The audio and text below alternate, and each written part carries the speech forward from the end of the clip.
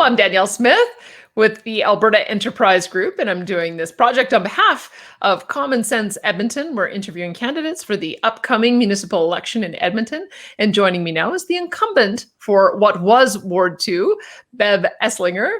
Bev, thanks so much for being with us. Why don't you tell us the ward that you're running in now? Okay, well, I'm going from 2 to Anirniq. Anirniq is an Inuit word, and it means breath. And so I'm pretty excited about the ward has changed its boundaries slightly, but it's a new name. So tell me a little bit about how the ward has changed. What are you losing certain areas, and which ones are you bringing into the ward? So currently, I am losing what's on the southern eastern part of the ward. So Blacksford development was in this ward, and it is going to the O'Damon ward downtown, as well as the communities in and around it, which is Spruce Ave, Prince Rupert, and Westwood. And then on the north, it's going right up past the Anthony Henday on the north side. So we'll pick up Newcastle area and Dunluce. Okay, I will talk to you in a minute about Blacksford and what you think might need to be done with that to move the project forward. But let's talk about you going now into seeking your third term. Mm-hmm. So let's look back on history. Tell us some of the things that you're most proud of. Well, I'm very proud of some of the accomplishments we did on safety. I'm a former school trustee, and I remember trying to get school zones in and around schools because in Edmonton, we didn't have them for 40 years. And so one of my first things I did my first term was put school zones back in. Well, not me. I brought it forward and they supported. And so we've been working on the safety journey for traffic. Also really proud of some of the work we did about transit safety because it's a concern for women, for seniors. And so we've really made some great improvements. We are not there yet, but it's come a long ways. And then I guess being my first term, I was the only woman. And so we did a lot of things to encourage women, like parental leave for counselors was really important. Not that I was going to need it, but we wanted to attract women of all ages, and it was a barrier, as well as gender-based plus and gender-based analysis plus is something we now have in the system, and that's something that I led the charge on, and I'm pretty excited that we have that in place. So you must still feel, though, that you have some unfinished business. So if you're reelected, what is it that you would put your priorities on? What are you hearing about are the main issues in your ward? Well, I continue to hear safety as a concern in many pockets, and I think we still have some work to do. We want everyone to feel they can go anywhere in the city safely, and so there's work to do, and I'd like to finish that work because I've really been passionate about that. As well as in the ward that I live in, we do not have LRT. I live in the northwest. It comes up to Blacksford, and it doesn't cross the CN tracks. And many people here would like to have that, or whatever that becomes, so that we are connected like the rest of the city. So that's something I've been working on. My first term, we were able to get the Yellowhead trail become a freeway, so that's exciting work, and that's still in progress. But to open up the ward to everyone, I think LRT would be significant. The other area I think that we really need to work on is building community. Right now, you see so many people. They're for vaccines, they're against vaccines. They're for masks, they're against masks on many fronts. And I think we've become a very divided community through COVID. And I want to be able to help bring everybody back together and in a collaborative way. We have people that want to fund the police and defund the police. And so there's a lot of conversations we're going to need to really come forward as a community and move forward. And so I think this is where experience, to know where we've been and what we can do. I don't want to throw the baby out with the bathwater. I want to make sure that we're building on a strong foundation. Yeah, that you've raised a number of issues that do want to talk to you more about, especially with transit and the defund the police movement. But you did raise something important about when you get elected, you're elected as an independent, but you have to be able to work collaboratively with other council members to get agenda items moved forward. Yeah. Tell me a little bit about how you observe the council dynamic. Is it working well, or do things need to be improved? I would like to see things improve. Um, you have to be able to get a majority of vote to get anything accomplished. Um, and I always feel if I'm going to vote no against something, I feel obligated to say why. Because people then may say, oh, I never thought of it that way. Maybe I should vote no. And so that's part of, I think, sharing and building consensus. Right now, some people don't say why. And I think that's not really collaborative. Mm-hmm. And if you bring an idea forward and you've never talked to anybody about it before, it's not a wonder it never goes anywhere. So really, it's trying to build that collaboration and then being open to hear. Like there's times when I said, I think I'm going to vote this way. And then I have to say, actually, I've listened and I've changed my mind. And I think that's what we have to be ready to do. Can you give just your comments? You would have been involved in the decision to hire the new city manager, Andre Corbeau. Tell us what some of the considerations were there. Well, you needed to have someone that was going to be able to have enough experience to lead a large organization. When you got 13,000 employees, it's a large employees. We have two, the auditor and the manager. But do you have to have someone that has that experience that they can really rally the troops? One that can be a team builder and work with the team, and one that's willing to give advice to council honestly. Because if you cannot say, council, that's a really dumb idea. And you need to have someone that has the confidence to be able to say that. All right, because there's going to be some big decisions that have to be made over the next number of years.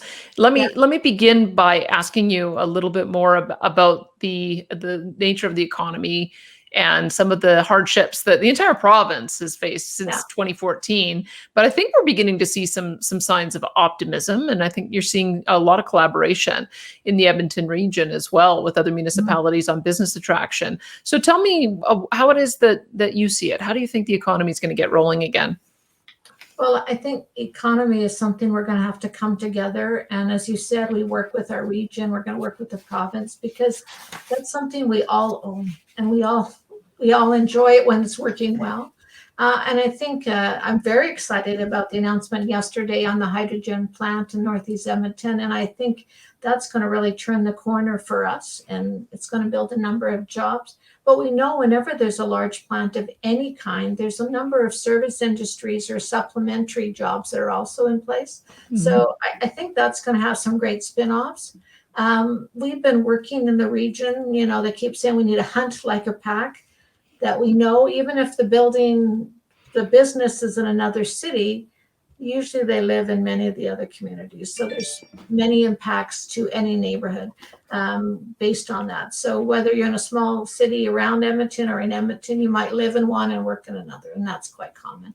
So I think the idea that we want to attract business and diversified group of businesses, I think we're going to have to keep focusing on that diversification. AI is one that we've been working on. Mm-hmm. Technology opens a whole number of fields for us. So I think there's opportunity for us to diversify.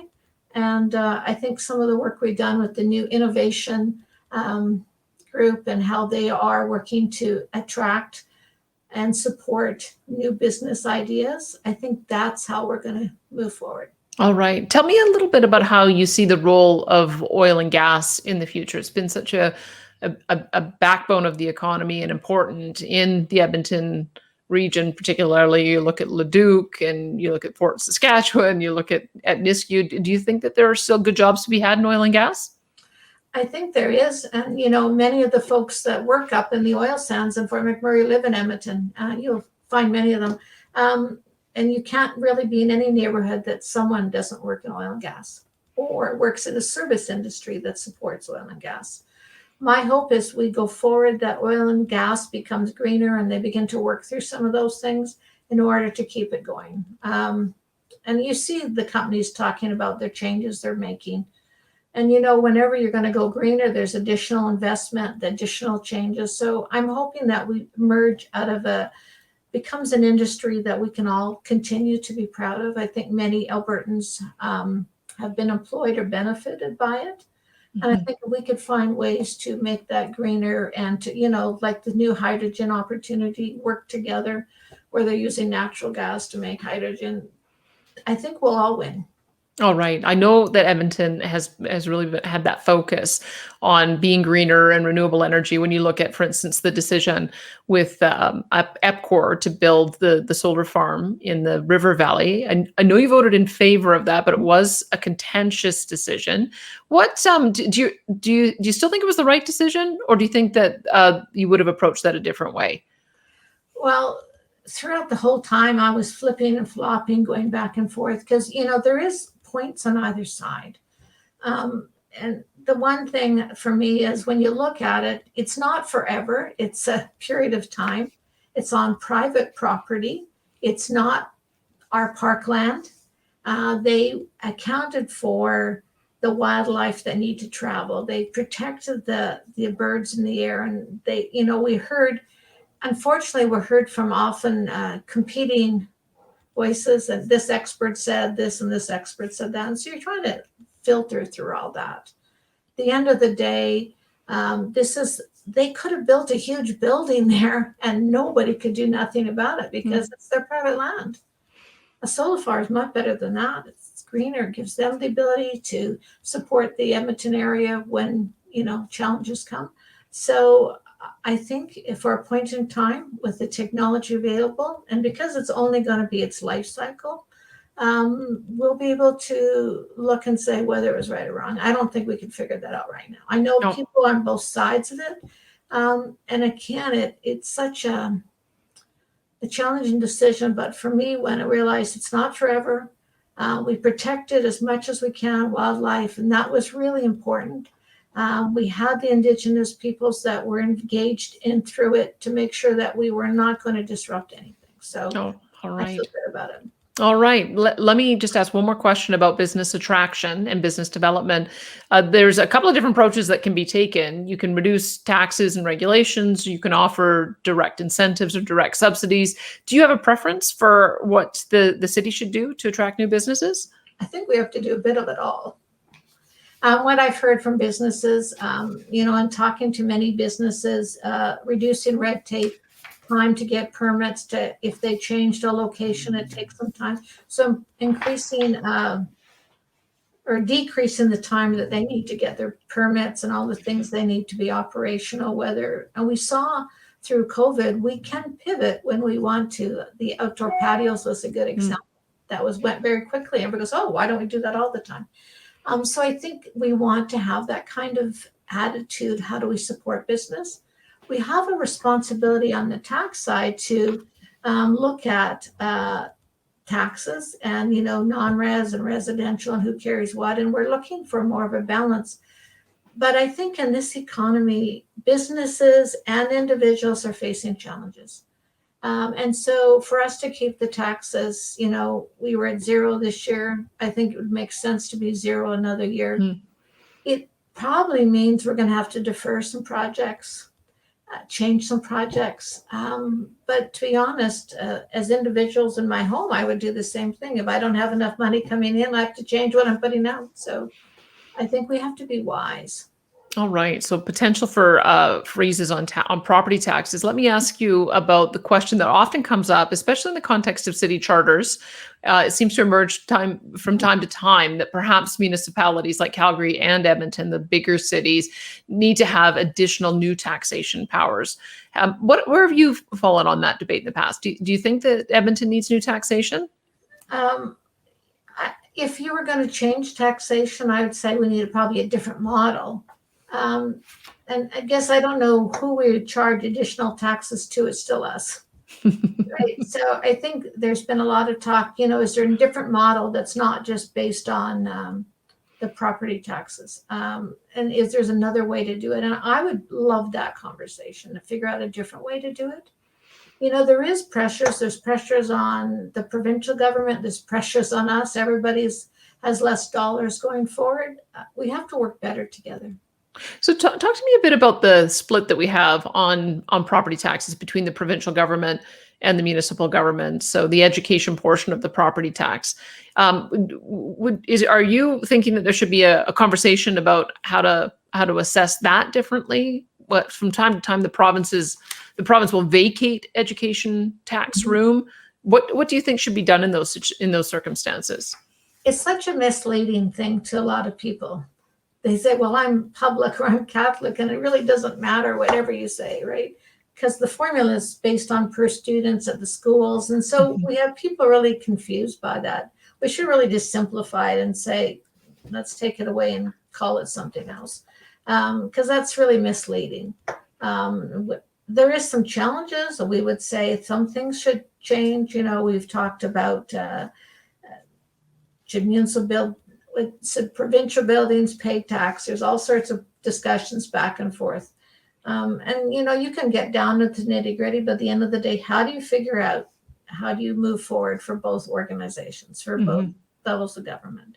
And I think that's something, as we have to have those conversations, how do we work better as a city? How do we work better with provincial government, federal government? All right. Let me ask you then, because you've already said that you think that there needs to be some tax freezes for a couple of years, which may require reassessing spending. Let's talk about the operational side first, and then we'll get into the capital programs. Where do you think there is the potential to find some efficiencies on the operating side? Can you think of any areas in particular that you might be open to seeing cuts? Well, the one I would say right off the top, Edmonton. And we've just made that decision to get out of greenfield development. We had property that we developed, and we were acting as a developer in those cases. We have over 130 people, I think, in our real estate division. If we weren't in that area, we could probably change that. That's just one off the top of my mind, because it's fresh. And I think we'd have to look, are we doing anything beyond our mandate? And then we might have to have a second look at those areas. Core services, as soon as you stop providing a core service, people are upset. Grass, snow clearing, weeds, potholes, the big ones, right? But it's also fire, police, waste. They're all important, right? But maybe we can look at delivering services slightly different. Do our front counters have to be open 5 days a week? We have learned through the pandemic that we can do a lot more online than we've ever had before. And there's ways for those who aren't online to get those services. So I think if you took a hard look at how you delivered services as well as what the services are. All right, let's talk about the wages, salaries, benefits of staff. So first of all, I want to talk to you about middle management, because there has been an increase in the number of managers per employee, with the middle management increasing 22% and supervisors increasing 19%. And that's just been 2017.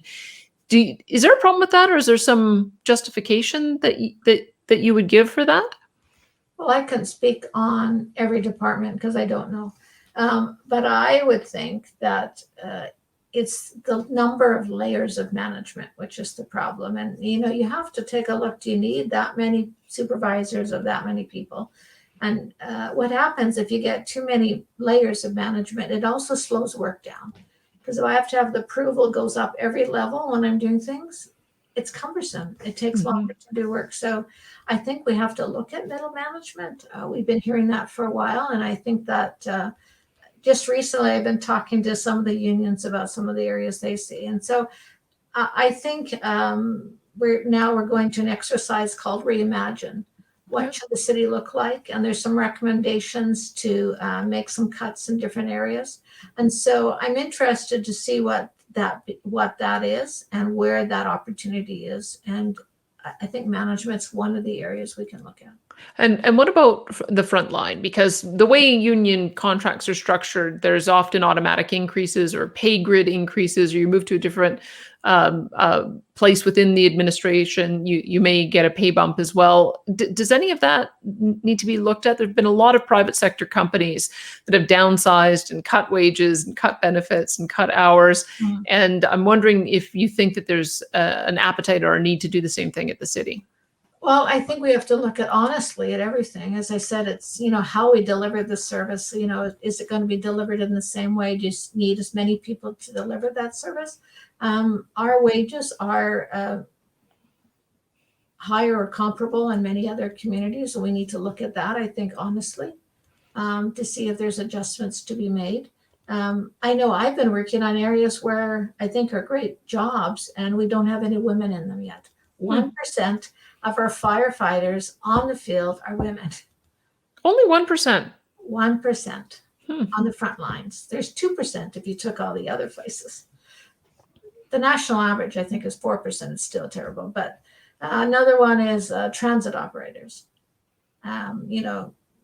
predominantly male. And so I think we have to look at different opportunities and, what sometimes we run into some of the union challenges or different faces in there. So I think there's layers of change that need to happen to modernize how we do things. All right. One other area, there is an argument to be made that sometimes to have the credibility to ask staff to take cuts, the council members have to be the first ones to do that. Looking at the compensation for council, are you satisfied with where it's at, or do you think it could be reduced?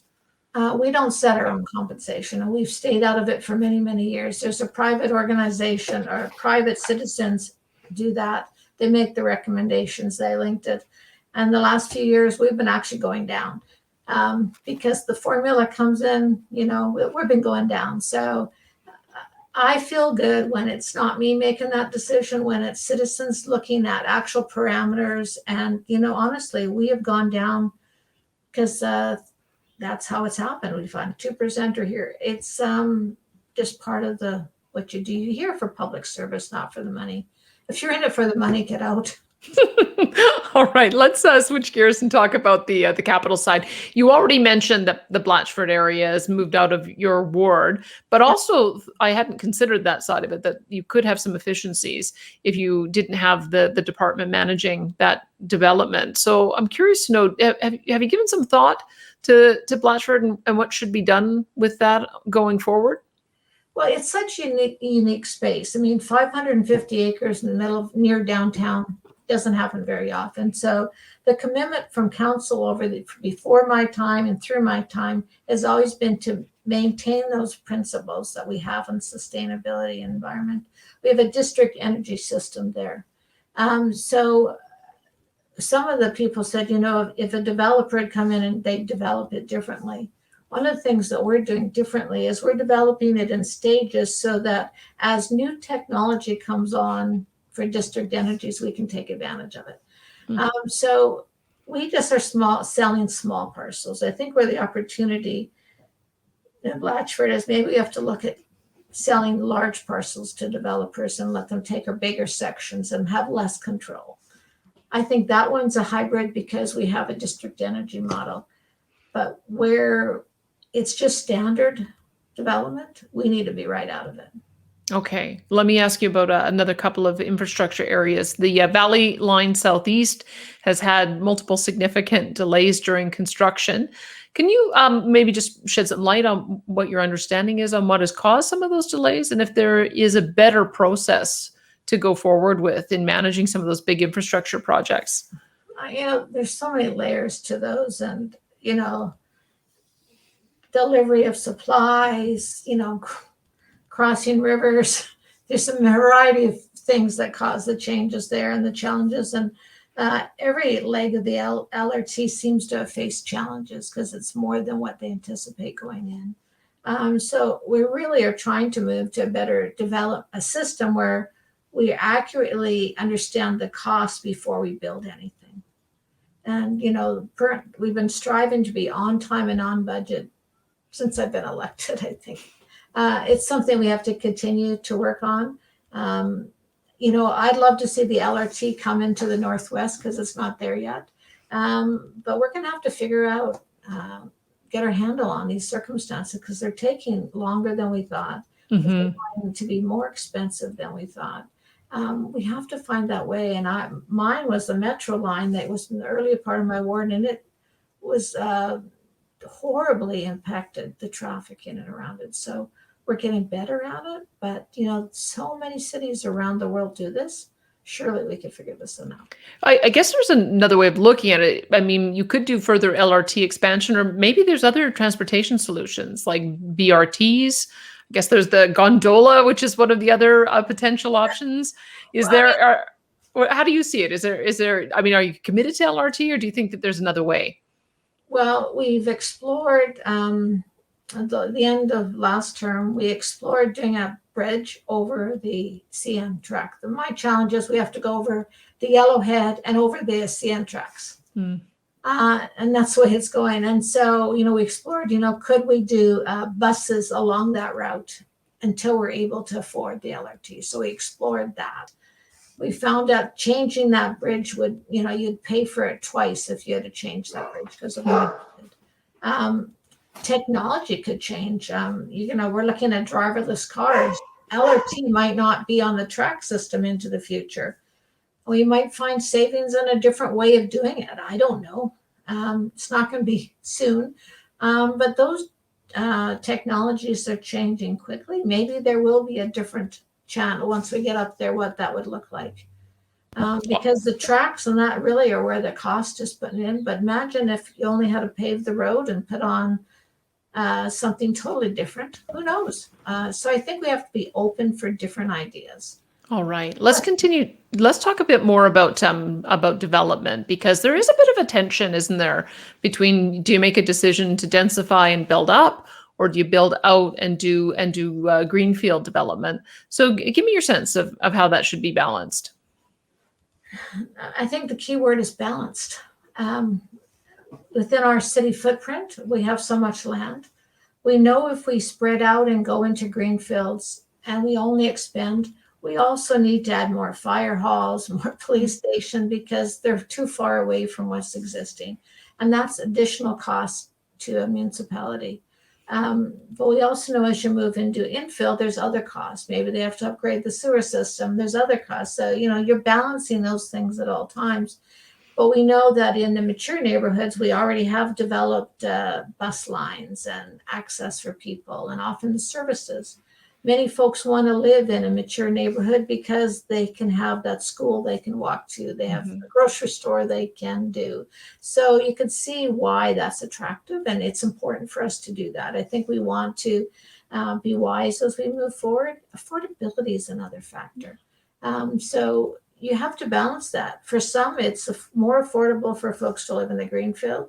For some, they'd rather have a different type of, maybe not a home, maybe it's an apartment to start in the more dense areas so they don't need a car. And that's their lifestyle choice. So you need a bit of both for everybody. We are, through our city plan, trying to stay within our footprint. We expanded it just a few years ago with an annexation to the south. So we feel we have enough land for the next while. We want to fill up what we have. And my area, I have a bit of the new, a bit of the mature, is a little bit of both. So you have to provide those services. We just finally got a police station up here. So, those are additional costs that we forget about when we do that development. So I think WISE will say we're going to have more people. We have to put more people in different spots, but let's be wise about it. Talk to me a little bit about the 15-minute communities plan. How is that going to impact the area you represent? I mean, you mentioned you've got a mix of mature communities as well as new. What do you think is missing, or what do you think is the priority for making sure that communities all have the amenities? Well, it's interesting. Have you ever been in a new neighborhood? The houses go in, and then 10 years later, you get a grocery store, and then you might get a school. And then then all the other things come along because there's lots of people there. We're in the new, that's the attraction is in the mature neighborhoods, they have it all there already. Grocery stores are one of the challenging things to get in the right time because they're big organizations and they do it when the numbers are right. But we all want to be able to walk to that grocery store, go to a local restaurant, have those amenities. So I think in the fall, we're going to have those conversations with our communities, with our public, to figure out what are the important parts for you. We've said you want to have those communities. You can get all your amenities in 15 minutes. Well, what are your priorities? We have to figure that out. I'm going to guess it's going to be, food and access to other services. medical appointments are important. Sometimes they're all in one section. They're not anywhere near you when you need them. So it's going to be that conversation. But I think the idea is that if you could develop a city where the services are within 15 minutes, you won't have as many people driving all over the city just to get that service. Right. And that improves roads and traffic and all sorts of other things, as well as just the convenience for families. You already talked about affordability, I think, from the first-time home buyer's perspective. When I've asked the question about what affordable housing means, oftentimes people address the issue of homelessness. Do you have any comments on how you think Edmonton has done in addressing that? Well, affordability is at many layers. I mean, homelessness needs often primitive supportive housing. They need the services to help them become whole so that they can come and live in another affordable homes. There's families that are immigrating into the city that can't afford a home. And we do have a range of affordable housing projects for folks to get into. One of the things I've heard, for example, sometimes there are only 2 or 3 bedrooms. And if you have a large family, it's just not enough. And so we've been focusing and adding some of the affordable housing projects with more bedrooms to accommodate what the demand is. So our goal is to have 16% affordable housing in every area of the city. So it's not all concentrated in one area, but it's spread out. But affordable housing from the first home buyer to the new immigrant, every layer has to be addressed. And then you have seniors, and that they need affordable accommodation as well. All right, let's I have a sort of just a grab bag of questions at the end here. Sorry, my dog often kind of photobombs me at the end of the day here. Sorry about that. But I want to ask you about the balance of inviting the private sector in to assist in service delivery. You already have half of garbage collection that's private. What about the issue of golf courses? Should they be operated in a public-private partnership? Generally speaking, how do you look at that type of approach? Well, and golf courses, I think, are coming up before council shortly. So we haven't really debated that. I'm a little hesitant on some of that because sometimes you get an operator that'll be there for 5 or 10 years and they haven't maintained it to the same standard. So when they go away, you're putting more money back in. So you're going to have some of those thought out very wisely. But because we're facing an economic challenge, I think the more we can partner with the private sector on some of the projects. For one, we have, for example, Hangar 11 is a historic building in my ward. It's going to be the private sector predominantly leading the charge to refurbish it and reuse it. So there is places where we can really partner well. And I think in these times, if we're going to really meet the needs of the public, we're going to have to be creative like that. Sometimes contracting out some of the city services, it's not quite the same, but I think if you're honest, you need to look at everything. All right. There was a movement in the last year or so to defund the police. Mm-hmm. What does that term mean to you? Well, it means a lot to different people. Some people want us to get rid of the police totally and start over again. And many people panic because they thought that's what we were going to do. I don't think that's what you need to do. I think what we found out is that there's some challenges that society is facing. Some of it is mirrored or in the police service, and we need to address that. Mental health conditions have impacted how we do policing. And so is there a better way to help people that are facing mental health challenges? Yes. There has to be. So we need to figure out do we get them at dispatch? Do we change who answers that call? Maybe that's different. So I think when we voted to relook at the police formula and how we fund them, it's because we have to say who is positioned to do this part of the job. We still need police. We still need law and order, and that's a valuable service. But we need people to be treated with respect and dignity, and sometimes those mental health challenges need a different approach. All right. You also had to deal with the contentious issue of reducing speed limits down to 40 kilometers per hour. Some want it to go down to 30 kilometers per hour. Do you think that the right balance is there, or do you think that that needs to be looked at a little more closely? I think the right balance is there, because in the core of the city, around the downtown, there's some 30-kilometer spaces where it's high pedestrian. As I said, I started my journey on traffic safety, putting in school zones, playground zones to address the most vulnerable. Many neighborhoods are designed, you can't really go more than 40.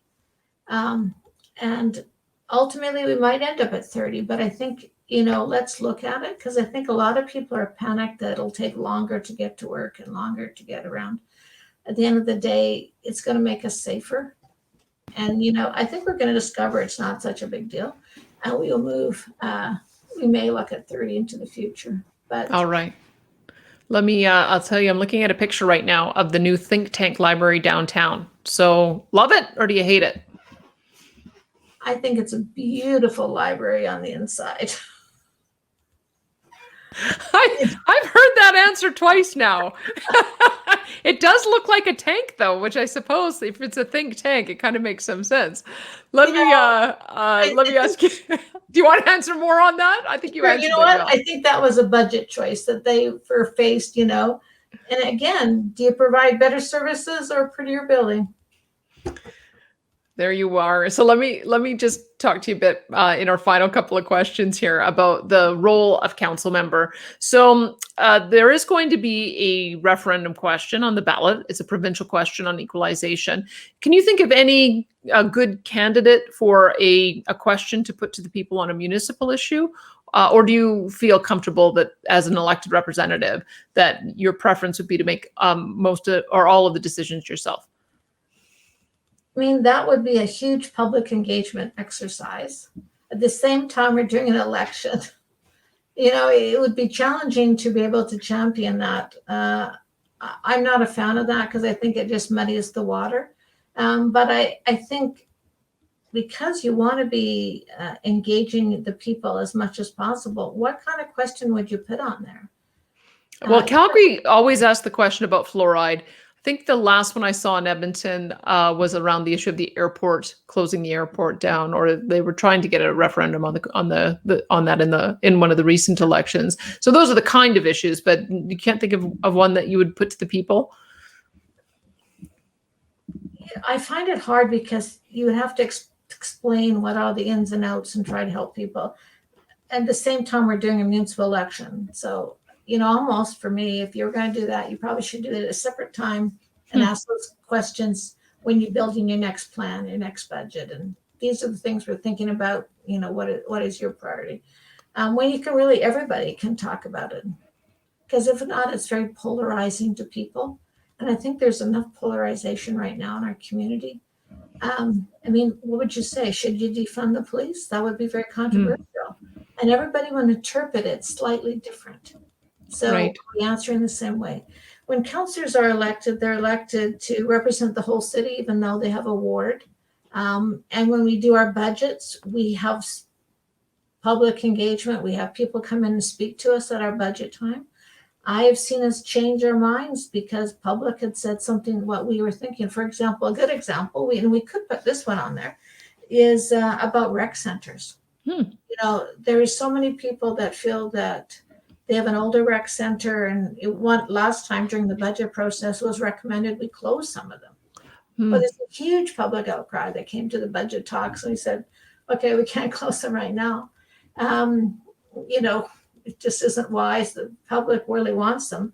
But at one point, we're going to have to say, having a rec center so close to your home, what is this trade-off? How do you, who funds that? We're looking at that question right now because many quadrants don't have the big rec centers. Some have little rec centers or old rec centers. So rec centers is something we all feel near and dear. We all want one close to our house. That's great. But how do you pay for it? And what is core in a rec center? Yeah. Great questions. Let me finish off by asking you the question about, you sort of alluded to it, that oftentimes the administration will make a recommendation that they believe is good for the city as a whole, but your own constituents might want you to vote a different way. So what do you do in those circumstances? There's so many ways. You get a lot of feedback. almost every decision, you're going to get a lot of feedback in different ways. People phone you, email you, see you at the grocery store, all sorts of ways. We have processes for public hearings on all the big items. The solar farm, public hearings, the budget, all those. There's always a public hearing so that we want to hear all the voices so we can make that decision. You take the voices, you have to understand, you have to really do your homework to know the details before you make that decision. And then you make the best decision you can, knowing all that for Edmonton. And, there's sometimes you really want something in your ward, but when you prioritize it in the budget, it's actually needed somewhere else first. And you have to say, that's the best interest. It's 1, 2, 3. And prioritized budgeting takes some of the emotion out, because if they all qualify, what needs it more? We do that when we fix roads. We base it on condition, not on politics. When we do neighborhood renewal, it's based on the condition of the sidewalks, not because someone lives in that ward and is shouting louder. And that's the most fair way to do it. All right. Well, thanks so much for the conversation today. I sure appreciate it. You're welcome. It's my pleasure. And that is your candidate, Bev Esslinger, running once again in Ward 2, which is the constituency of Anirniq.